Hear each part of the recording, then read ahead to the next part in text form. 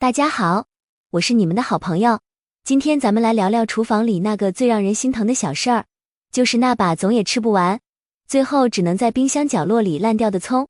你是不是也试过把葱根随手插进土里，结果发现它们越长越细，跟头发丝儿似的，没几天就彻底萎靡了？其实90%的人在第一步就做反了，难怪你的葱总是长得弱不禁风。我研究了很久，终于找到了让葱根起死回生、直接爆盆的关键秘诀。只要掌握了这个方法，你家的葱不仅能长得像大拇指那么粗，而且味道特别正。关键是整个过程1分钱都不用花，纯天然零农药。接下来我从零开始，手把手教你如何完成这个从失败到爆盆的惊人逆转。过程特别简单，3-5分钟你就能彻底听懂。建议你先点个收藏，免得以后找不到。首先我们要聊聊这个永生的基因秘密，这第一步就决定了你的葱是会烂根还是会疯狂生长。很多人切葱的时候，为了不浪费，会把根部切得特别短，甚至把那个最关键的白玉盘给伤到了。我告诉你，那个连接葱须和葱白的硬块，植物学上叫鳞茎盘，那就是葱的命根子。你可以把它想象成一个微型的能量发射塔，所有的生长信号和养分储备都在这儿。如果你把它切坏了，那这颗葱基本上就宣告报废了。所以咱们切菜的时候得狠下心，多留出2到3厘米的葱白，一定要保证那个圆鼓鼓的白盘子完好无损。这就是你10天后能不能见到奇迹的基础。接着是第2点，也是最容易被忽略的细节，就是唤醒生命力之前的静置。很多人急火攻心，刚切下来就直接往土里塞，这时候葱根的伤口还是湿乎乎的，就像咱们手上划了个口子，你直接把它埋进满是细菌的土里，它不发炎烂根才怪。这时候一定要把它放在阴凉通风的窗台上，让它安静地待上1-2个小时。这个过程叫做伤口愈合。等切口干缩，形成了一层肉眼可见的薄薄保护膜，它就有了抵抗土壤微生物的盔甲。这一小步能帮你避开80%以上的烂根风险，是能不能养活的终极分水岭。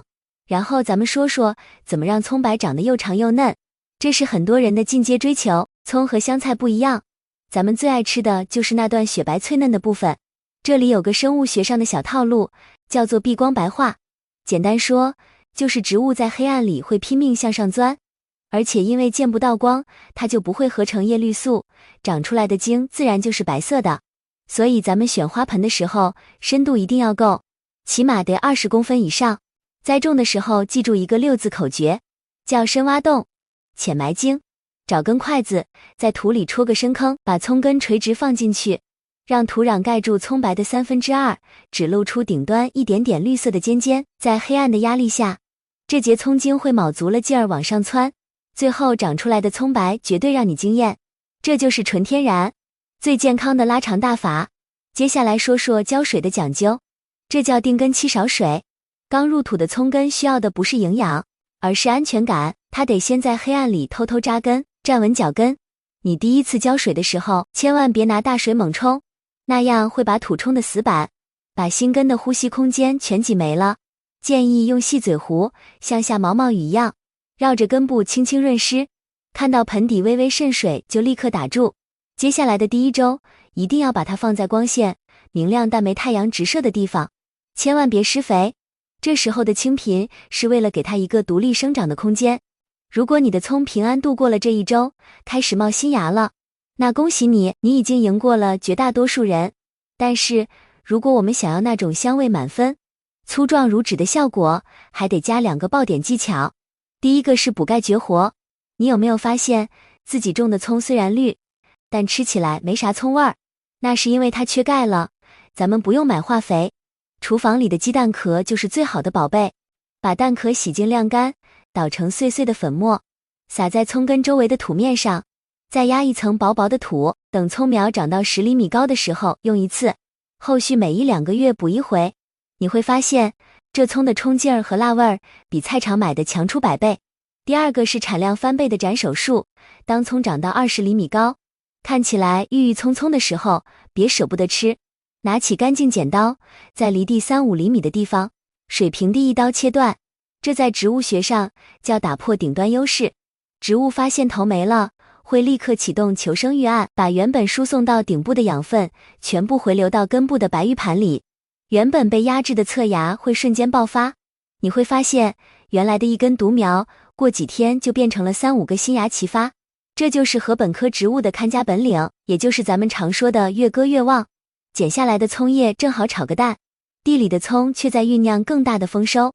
咱们总结一下今天的核心要点：第一，一定要留住那个带白玉盘的根，那是生命之源。第二，切口必须晾干后再入土，防止烂根。第三，深埋不仅能防倒伏，还能收获超长葱白。第四，鸡蛋可补钙，让香味更有灵魂。第五，适时的斩首能让产量呈几何倍数增长。其实，种葱不仅仅是为了省那几块钱，更是一种自给自足的生活态度。当你看着那个本来要进垃圾桶的葱头，在你的照顾下一点点变得粗壮、茂盛，那种养成的乐趣和吃进嘴里的安心感，真的是花钱买不到的。生活就像种葱，只要找对细节，哪怕是在普通的开始，也能焕发出惊人的生命力。如果今天的分享让你觉得有点意思，或者解决了你长久以来的困惑，请一定记得给我点个赞，你的支持就是我持续分享的动力。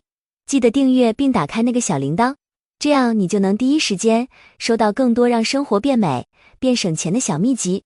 咱们下期不见不散，一定要去试试看哦。